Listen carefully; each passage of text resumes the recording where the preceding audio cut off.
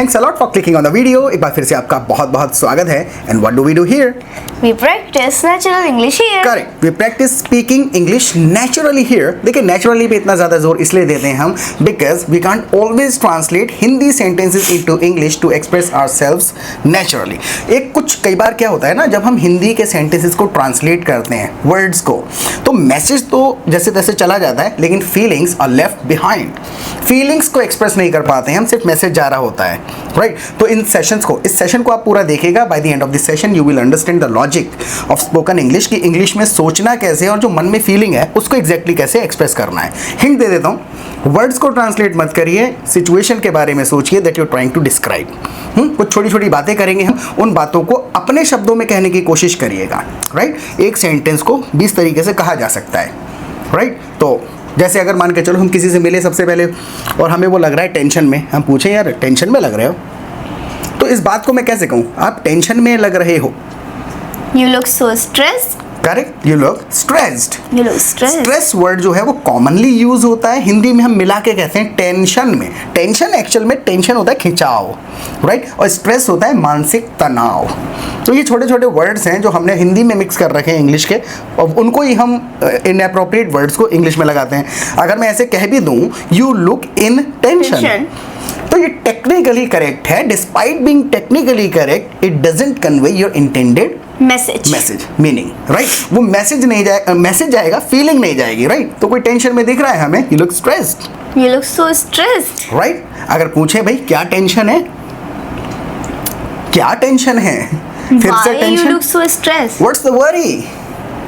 हाँ? Why you look stressed? Why do you look? Do you look? Why do you look Stressed. so stressed? लिख रहे हैं, ED लगा रहे हैं, पता है क्यों लगा रहे हैं? Why do you look so stressed? यानी इस अवस्था में क्यों लग रहे हो आप, Why do you look so stressed? Right? Stressed क्यों कह रहे हैं? Why do you look so stress? इतना कह के क्यों नहीं छोड़ दे रहे हैं? स्ट्रेस्ड क्यों कह रहे हैं? क्योंकि वो अभी दिख रहा है। दिख रहा है, अवस्था, स्टेट ऑफ बीइंग है उसकी, वो थर्ड फॉर्म ऑफ वर्ब लगा देते हैं। So why do you look so stressed, यानी कि स्ट्रेस्ड क्यों लग रहे हो, राइट? और वरना नॉर्मल पूछ लेंगे भाई क्या टेंशन है, पूछनी पड़े तो what's the worry, What's the worry? क्या टेंशन है, राइट? अगर कहें कि कोई मैं टेंशन में नहीं हूँ, बस नींद आ रही है, जैसे मैं मान के चलो एक सिचुएशन ही दे देता हूँ, मैंने कहा man you look so stressed, right? अगर कहना है कि भाई ऐसा टेंशन वेंशन नहीं है, नींद आ रही है बस। अब इसमें आप मेरी बात को काट भी रहे हो और अपना ओपिनियन बता रहे हो, टेंशन नहीं है बस नींद आ रही है। No, it's not like that. हाँ? Actually, I'm sleepy. Correct, it's not like that.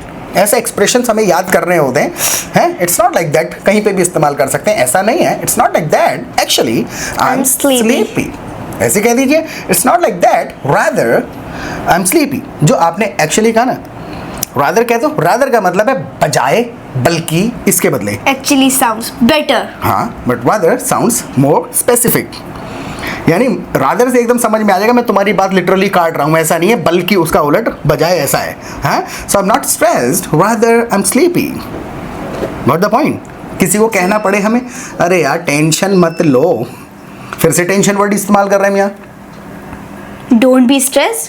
हाँ, don't be Stressed. Stressed, be मतलब बना हुआ है अवस्था में, डोंट बी स्ट्रेस्ड, ऐसा कहा आपने कि वो इस अवस्था में बना हुआ है, यानी टेंशन में मत रहो। हमें देख के लग रहा है कि टेंशन में पहले से बना हुआ है, उस समय बना हुआ है, राइट? और अगर किसी बंदे को कहें यार टेंशन मत लो, तो कॉमनली बहुत ओवर एनालाइज ना करें, तो ऐसे भी कह सकते हैं don't stress out, Don't stress out. Right? कोई भी आपका दोस्त, कोई फैमिली में कोई भी आपका मतलब शुभ चिंतक टेंशन ले रहा है, तो हिंदी में कहें टेंशन मत लो यार, don't stress out, Don't stress out. Tension मत लो। हाँ, अगर मुझसे पूछना पड़े अच्छा क्या किस बात की टेंशन है आपको, Why do you look so stressed? फिर से वही अपने शब्दों, वही है ना, सिचुएशन में बहुत बातें कही जा सकती हैं as long as your sentence is grammatically correct and conveying your intended Message. Message को कन्वे कर रहा है, एग्जैक्ट फीलिंग भी जा रही है, that's it, That's it. Right? तो अगर किसी को पूछे कि भाई किस चीज की टेंशन है, so what are you stressed about, What are you stressed about? About what specifically पूछ लिया हमने, किस चीज की टेंशन है, व्हाट यू स्ट्रेस्ड अबाउट। अब मेरे को कहना है कि यार कहीं मैं गंजा ना हो जाऊं, मतलब बाल झड़ रहे हैं, बालों से रिलेटेड बात करके देखते हैं। जैसे मैं कहूँ मेहरीन एक्चुअल में क्या है ना कि मेरे बाल झड़ने शुरू हो गए हैं, ऐसे भी कह सकता हूँ माई हेयर टेक्निकली बताना, my hair has started falling या my hairs have started falling? My hair have started. My hair has started started falling. Right. Hair जो है ये जो पोर्शन होता है, इसको एक्चुअल में हम एक सिंगल ऑब्जेक्ट के तरीके से रेफर करते हैं इंग्लिश में, भले ये बहुत सारे हों. So my hair has started falling. मेरे बाल झड़ने शुरू हो गए, ऐसे भी कह सकता हूँ. कैसे कह सकता हूँ? I started losing hair, not hairs. Hair. I started losing hair. जैसे अगर कहूँ कि यार मांग गहरी होती जा रही है, महिलाओं में अक्सर ये समस्या होती है, पुरुषों को कोई टेंशन नहीं होती, लेकिन फिर भी जैसे ये जो होती है ना, ये सारी की सारी साइडें, मांग गहरी होती जा रही है. मांग यानी कि साइडों से यहाँ से बाल झड़ रहे हैं. हाँ, मांग को क्या कहते हैं? Hair line. Hairline. हाँ. My hairline started. My hairline is getting deep.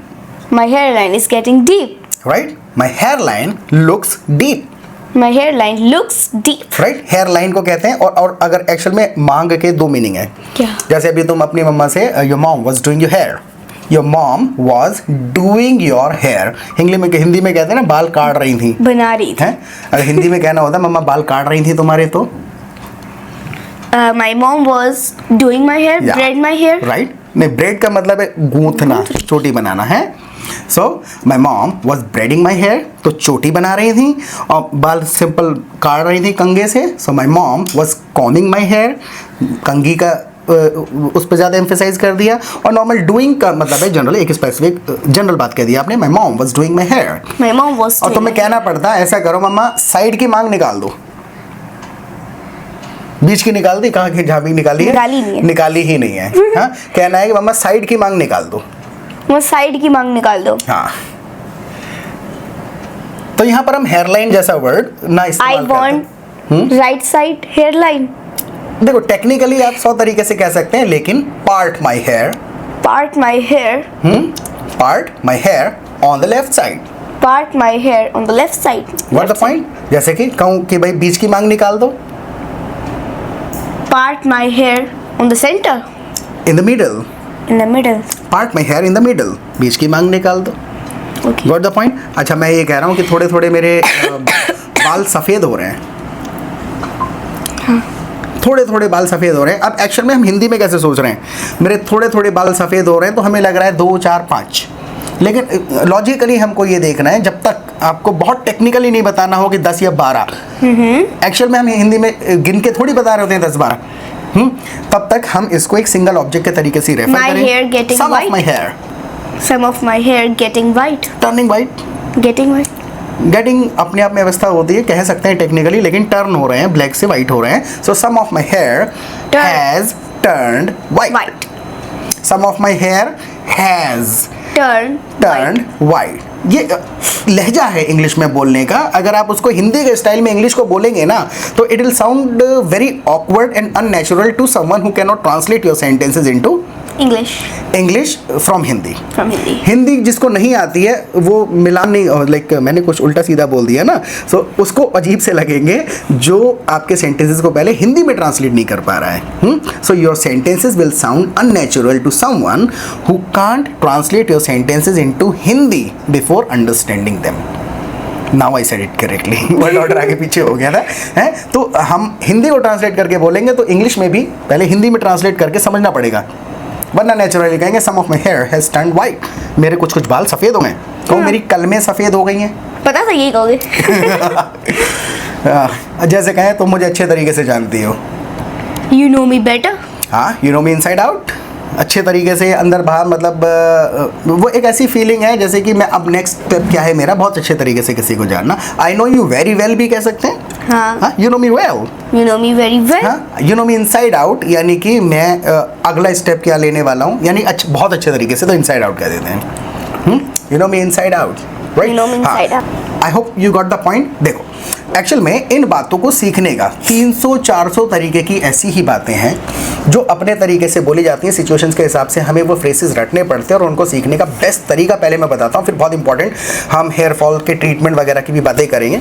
सबसे पहले अगर आपने चैनल को नहीं कराया सब्सक्राइब तो प्लीज़ चैनल को सब्सक्राइब कर लीजिएगा और नोटिफिकेशन बेल आइकन को ज़रूर दबाइएगा। बेल दिखेगी उस पर क्लिक करो, उसके बाद ऑल पे जाके क्लिक कर दीजिए, तो जैसे ही हमारा वीडियो आएगा आपको नोटिफिकेशन आ जाएगा। You will not miss any of our videos. 15 videos आप देख लेंगे, घरेलू बातें होती हैं जो हम करते हैं, राइट। उन बातों को आप कर लेंगे तो अपने घर में, अपनी रिश्तेदारी में, अपनी किसी भी कैजुअल या फॉर्मल सेटिंग में आपने वो सेंटेंस सुन रखा होगा। You will not be translating Hindi expressions into English, right. Translate करने की ज़रूरत नहीं पड़ेगी। उसके अलावा एक छोटा सा काम आपको हमारा करना है, प्लीज़ वीडियो को करिएगा लाइक अगर आपको अच्छी लगी है तो, और लाइक करने के बाद कहीं पर भी आपको वीडियो को हाइप करने का ऑप्शन दिखेगा ऑन योर स्क्रीन, तो please hype the video, it will help our video reach more people on YouTube, it will be a favour to us. और आप हमारे प्रैक्टिस ग्रुप्स जो हैं उनमें 15 दिन रियल टाइम में प्रैक्टिस करके देख लीजिए। देखिए हमारे एप्लीकेशन पे मल्टीपल प्रैक्टिस ग्रुप्स होते हैं, लेवल के हिसाब से होते हैं। बेसिक है, इंटरमीडिएट प्रैक्टिस ग्रुप है, एडवांस प्रैक्टिस ग्रुप है, टॉपिक डिस्कशन है, ग्रामर डिस्कशन है, तो हर तरीके की कैटेगरी के हिसाब से ग्रुप्स हैं। You will have access to all the groups, सारे ग्रुप्स का आपको एक्सेस मिलेगा। तो जब आप वहाँ पर जुड़ेंगे, किसी ग्रुप में जुड़े, 4 लोग बात कर रहे हैं, उनके साथ 2 मिनट सुना कि ये क्या बात कर रहे हैं, समझने की कोशिश करी, कुछ अपनी तरफ से बोलने की कोशिश करी, फिर एडवांस ग्रुप में जुड़ गए, वहाँ सुना लोग कैसे कैसे फ्रेजेस बोल रहे हैं, नेचुरली कैसे बातें कर रहे हैं। तो हर ग्रुप में सुनेंगे और जितना बोलना आता है बोलने की कोशिश करेंगे। लर्निंग ग्रुप्स हैं, सब एक दूसरे को हेल्प करते रहते हैं। आपके सेंटेंस में कोई दिक्कत होगी, कोई ना कोई टोक देगा कि नहीं ऐसे नहीं, मैंने ऐसे सुना है, फिर आप लड़ सकते हैं, नहीं जी मैंने तो ऐसे सीखा है। तो जब आप डिस्कशन करेंगे तो एक आउटकम निकल के आता है, राइट। तो पूरे दिन आपको एक क्लास लाइक एनवायरनमेंट मिलेगा where you can practise and discuss English, right. Discuss कर सकते हैं, प्रैक्टिस कर सकते हैं। उसके बाद 2 बार हमारी लाइव क्लासेस भी होती हैं। जो कुछ कॉम्प्लिकेटेड चीज़ें हैं, कुछ डाउट्स वगैरह रह जाते हैं, तो लाइव सेशन में आकर के उन डाउट्स को क्लियर कर सकते हैं। 15 दिन के अंदर टेक्निकल चीज़ें समझ में आ जाएंगी और बोलने की आदत बोल बोल के पड़ेगी। तो ग्रुप्स में जुड़िए, जब चाहें, जितनी चाहें, जिस लेवल की चाहें प्रैक्टिस कर सकते करिए, अनलिमिटेड, राइट। आप मुझे व्हाट्सएप करिए and see the magic with in 15 days. अगर मैं किसी को कहने लग जाऊँ यार मेरे को डर है कि मैं बहुत जल्दी गंजा हो जाऊंगा, सेंटेंस है नहीं हो रहा, ना बाल सफ़ेद हो रहे हैं, ना हेयरलाइन डीप है, नहीं बाल सफ़ेद हो रहे हैं, 1-2 हो गया है। जूम कर दे नहीं जूम नहीं करेंगे। अच्छा, तो कहना है कि मुझे डर है यार कि बहुत जल्दी मैं पूरा ही गंजा हो जाऊंगा। गंजा हो जाना, गंजा होता कौन है, मतलब गंजे को क्या कहते हैं इंग्लिश में, बॉल्ड, बोल्ड, राइट। अब मैं कह रहा हूँ मुझे डर है यार कहीं मैं गंजा ना हो जाऊँ। देखो 3 बार हिंदी में कहा मैंने, 3 बार अलग तरीके से कहा है। हाँ, मुझे डर है यार मैं गंजा ना हो जाऊँ। आई एम वरीड, हाँ, I might go bald, right. Get bald भी टेक्निकली कह सकते हैं, गो बॉल्ड, क्योंकि मैं अपने आप में गंजे होने की बात कर रहा हूँ। आई माइट गो बॉल्ड सून, यानी बहुत जल्दी। हिंदी में शायद मैं कुछ और शब्द लगा रहा होता, डर है कि सारे के सारे बाल उड़ जाएंगे, सारे झड़ जाएंगे। तो टेक्निकली अगर हम उन शब्दों को मिलाते हैं तो लाइक बहुत स्ट्रगल करना पड़ता हमें अपने सेंटेंस को टेक्निकली करेक्ट करने के लिए, राइट। जब एक अवस्था देखी मैंने, भाई क्या होगा जब सारे झड़ जाएंगे, तो आई माइट गो बॉल्ड, हो गया काम कि मैं बहुत जल्दी गंजा हो जाऊंगा। अगर कहूँ कुछ ट्रीटमेंट वगैरह बता सकती हो इसका मुझे? Can you recommend a treatment to me? Can you recommend a treatment To me. For me? For me. Can you recommend a treatment for For this me. Problem? For this problem. हाँ, can you recommend a treatment for this problem, यानी कि इस problem का कोई treatment आप मुझे recommend कर सकते हैं। Actually I was browsing internet, the internet. मैं इंटरनेट पे थोड़ा सा कुछ रिसर्च कर रहा था and I found this product. Do you think this will work? This? या Oh. और मैं ये कहूँ कि भाई ऐसा है कि मैंने इसके बारे में बहुत सुना है, बहुत लोग इसकी तारीफ करते हैं, मैंने इसके बारे में बहुत सुना है। Actually, it's very popular. Yeah, it's very popular. Yeah, you can say that. I've heard a lot about this. I have heard a lot about this. Right? तो ये अगर हमको कहना पड़ेगा, तुम्हें लगता है फ़ायदा करेगा ये?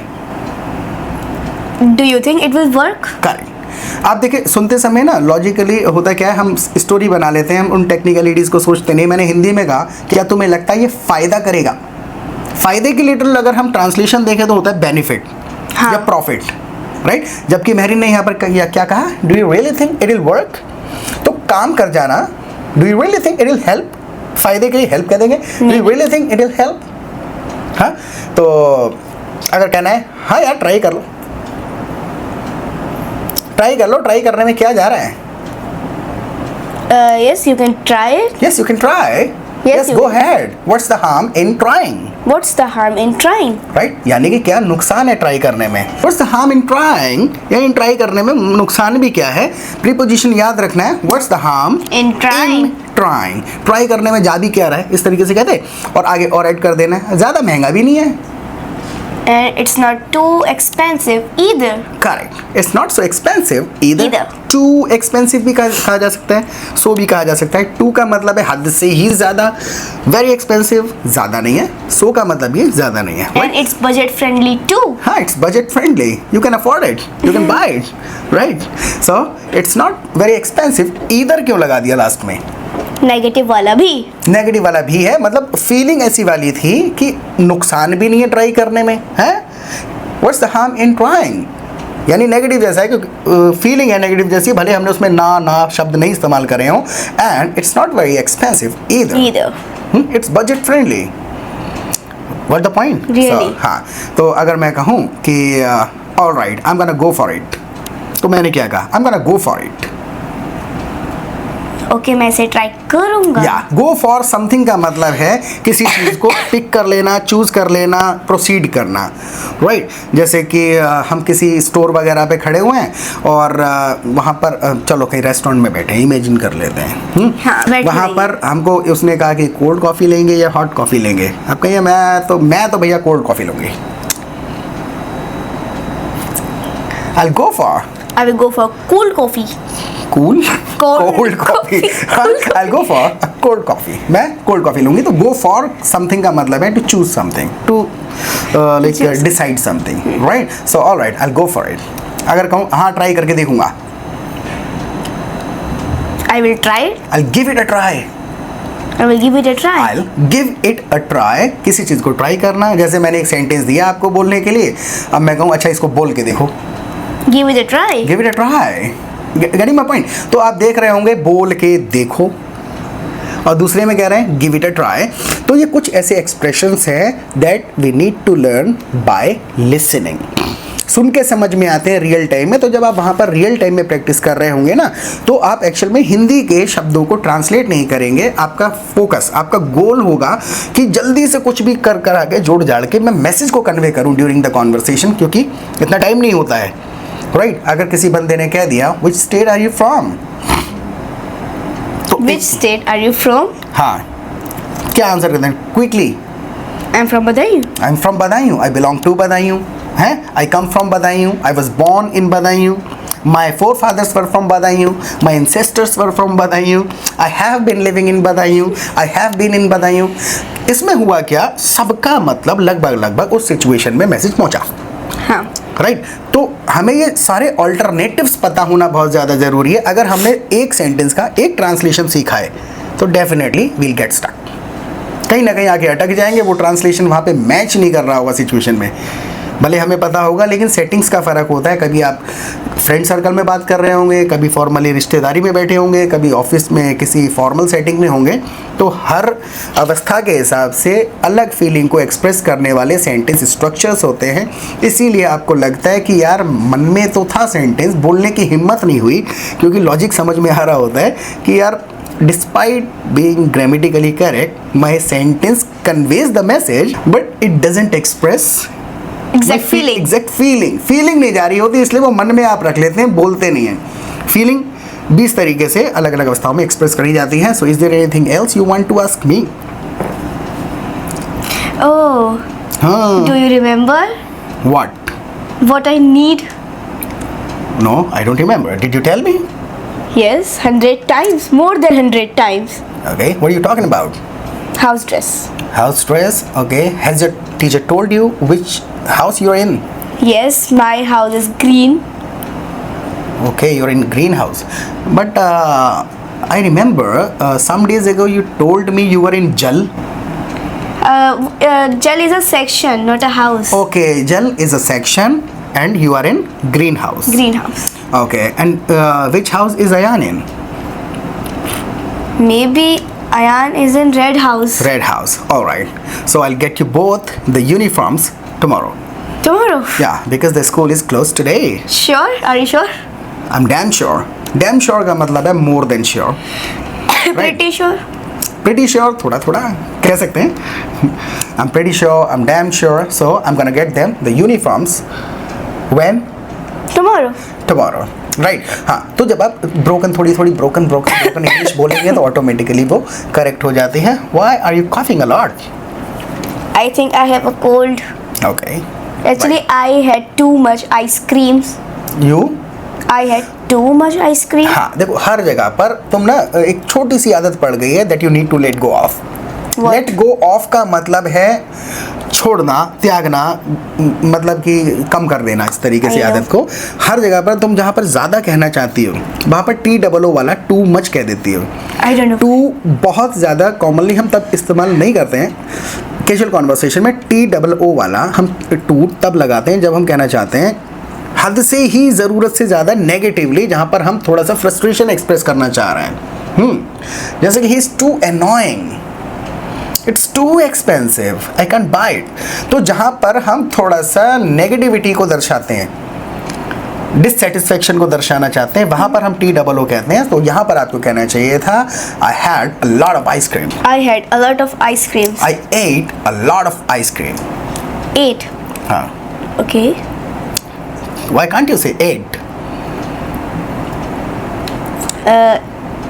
It sounds अजीब सा. अजीब सा. तो इतना ज़्यादा हम क्या करते हैं, वही तो चीज़ है कि कई बार हम ये कहते हैं ना, मैं कहूँ कि मैं रोज़ स्कूल जाता हूँ, मैं रोज़ाना स्कूल जाता हूँ, कोई फ़र्क आया? नहीं. सिमिलरली बहुत सारे ऐसे वर्ड्स होते हैं जिनमें कोई फ़र्क नहीं होता, लेकिन हम खामखा का फ़र्क ढूंढ रहे होते हैं. हमें लगता है बहुत बड़ा फ़र्क या फ़र्क. इसमें क्या फर्क है? हाँ, फ़र्क नहीं होता है. राइट, इंटरचेंजेबली सबके सब यूज़ होते हैं. और ये कॉन्फिडेंस कैसे आएगा? कभी आप कहेंगे I go to school daily, कब आप कहेंगे I go to school every day. कैसे बोल पाएंगे कॉन्फिडेंटली जब आपने 4-5 लोगों को डेली और एवरीडे कहते हुए सुना होगा? It doesn't make any difference to the meaning of your sentence. Right, कोई भी डिफरेंस नहीं है, बस स्टाइल है कहने का. खामखा की बात है, अगर सच में हम इसको देखने भी बैठे हैं ना तो कुछ ना कुछ तो मतलब नहीं होगा. नहीं आता निकल के. हम खामखा क्या ओवर एनालाइज करते रहते हैं. We keep splitting Hair. Hairs. इसमें ऐसे हेयर्स है. Hairs. ये मतलब मुहावरा है, इडियम है ये. So we keep splitting hairs Hairs. Unnecessarily. Unnecessarily. हाँ, हम ऐसी वो देखने लग जाते हैं जैसे ये डिफरेंस पकड़ते हैं. कंडीशन या सिचुएशन, जैसे अपनी कैट की बात करके देखें कि my cat's condition is serious. My cat's situation is serious कह सकता हूँ. बिल्ली बहुत ज़्यादा बीमार हो गई है. Condition sounds better. सिचुएशन क्यों नहीं कह सकता मैं? My cat situation is very critical नहीं कह सकता. कंडीशन मतलब व्यक्ति की कंडीशन, और सिचुएशन मतलब अवस्था. इस सेशन के बारे में प्लीज फीडबैक दीजिएगा. प्रैक्टिस करते रहें. Bye. Did I raise my left hand today? Automatically.